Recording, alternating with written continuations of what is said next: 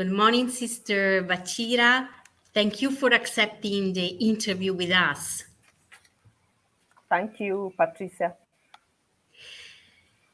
We are preparing for the last meeting of the series, the last webinar of the series Sisters Empowering Women, which will take place September 29th, and we will talk about peace.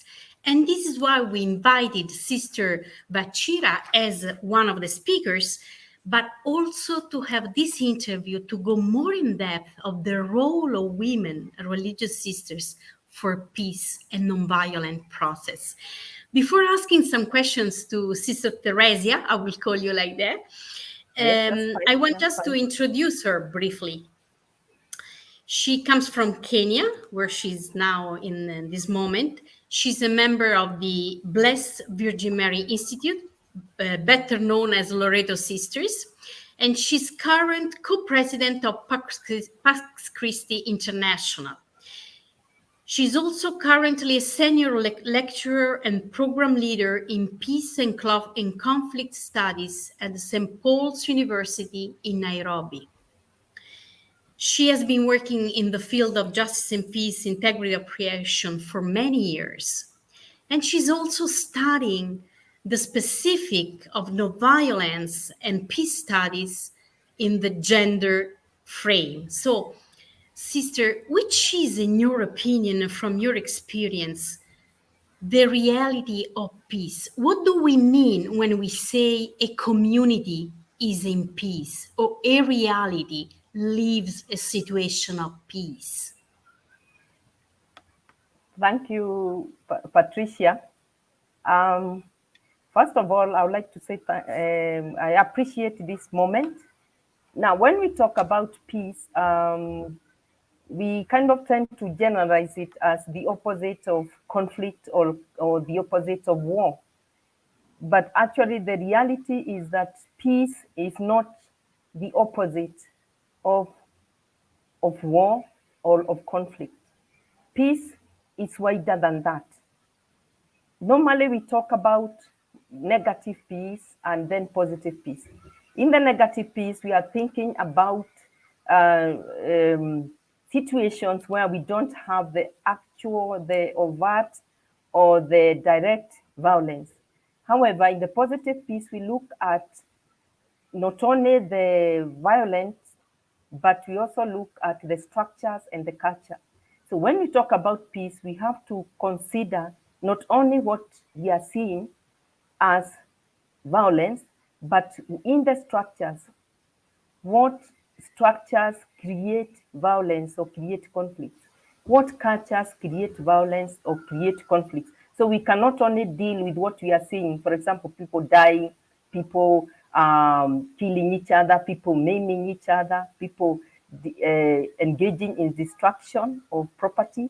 But we have also to look at those structures that exclude people, structures that create violence in themselves, the policies that separate the poor and the rich, the women and men, and also in the cultures that create exclusion and create violence.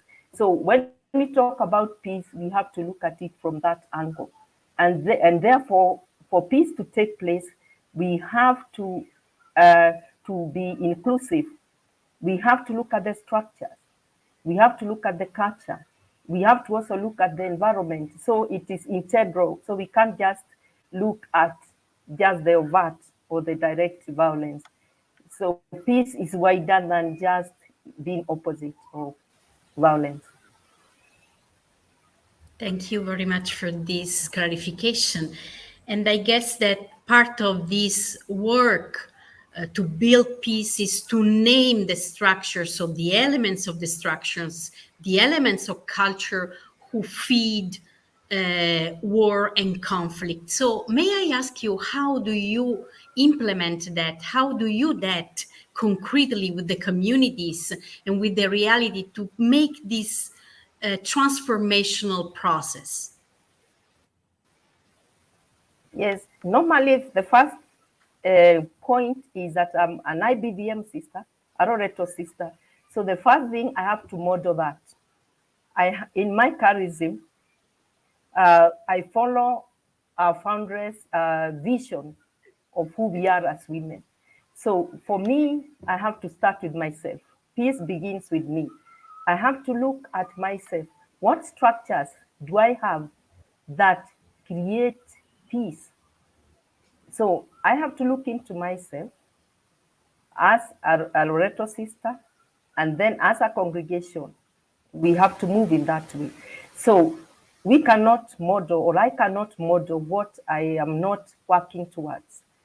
So in that way, I have to model justice, I have to model peace, I have to model integrity, I have to model love for all, which are the gospel values. So for me, the gospel values that I live and people see me live, then I am hoping that when they see that, they also try to emulate. However, on the other hand, I also have to engage concretely with the women, especially because I'm working mainly with women. So trying to help women speak for themselves as opposed to allowing other people to speak for them. And I'm coming from a culture where women tend to be excluded because of the patriarchal society. So the women tend to be like, because the cultures don't, some cultures look at women as children. So they really don't have a voice. And therefore, what I try to do is to encourage women to speak for themselves, not me to speak for them, but give them the tools to speak for themselves. And I can give an example of what we are doing in the Congo as Pax Christi. We are helping the religious sisters who are working with women who are in violence. We are giving them the tools because they are so busy helping women who are in violent situations, who have experienced rape, who have experienced violence in different forms.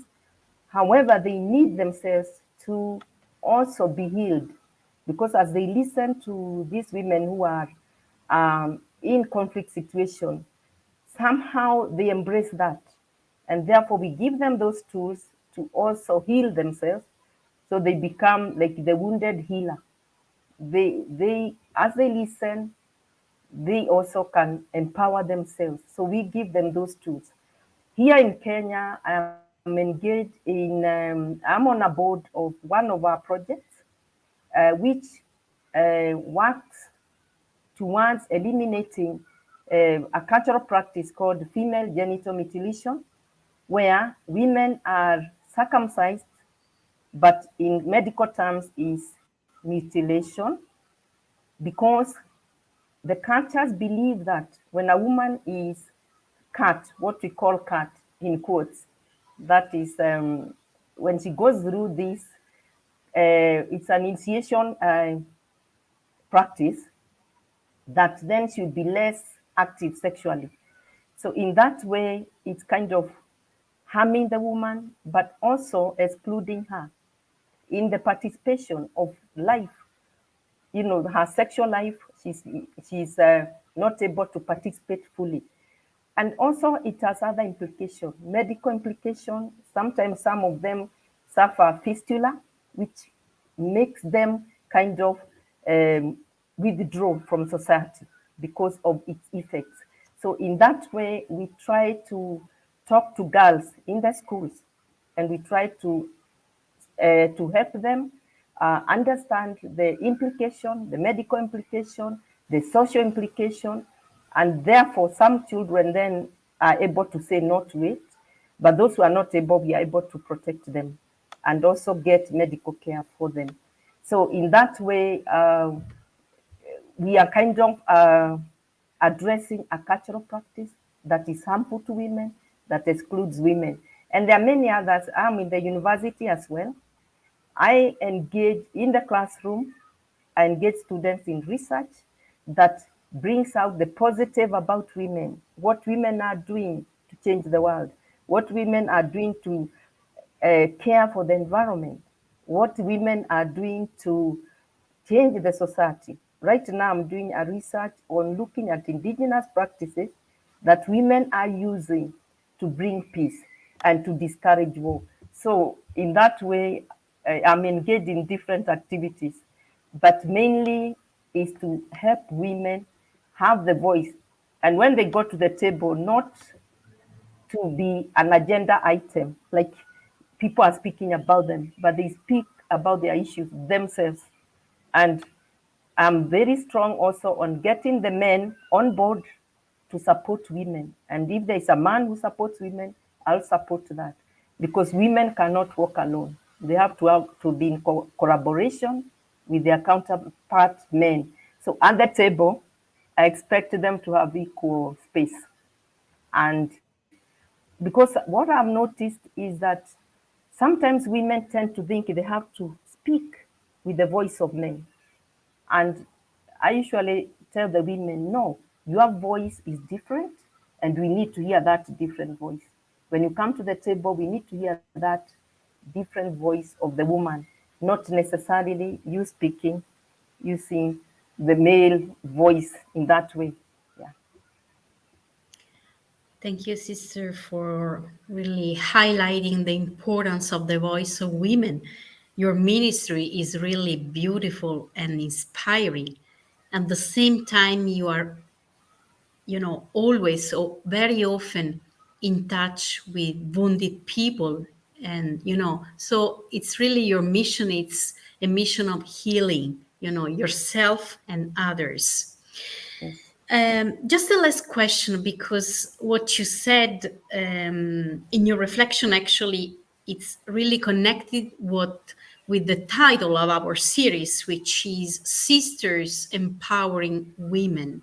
So, which is your idea? Which is the relationship, according to your opinion and experience, between empowering and no violence and women, the three elements? Okay. Yes, the first thing is as a religious sister, as I said earlier, we are called first and all to respond to the gospel values. And those gospel values, the greatest of them is love for all. And when we talk of love for all, it embraces even what we can call the enemy. And that's where there's the link between active nonviolence and our call. Because as a religious, we have to embrace everybody plus also embracing the environment and leaving that out ourselves. So what does this mean?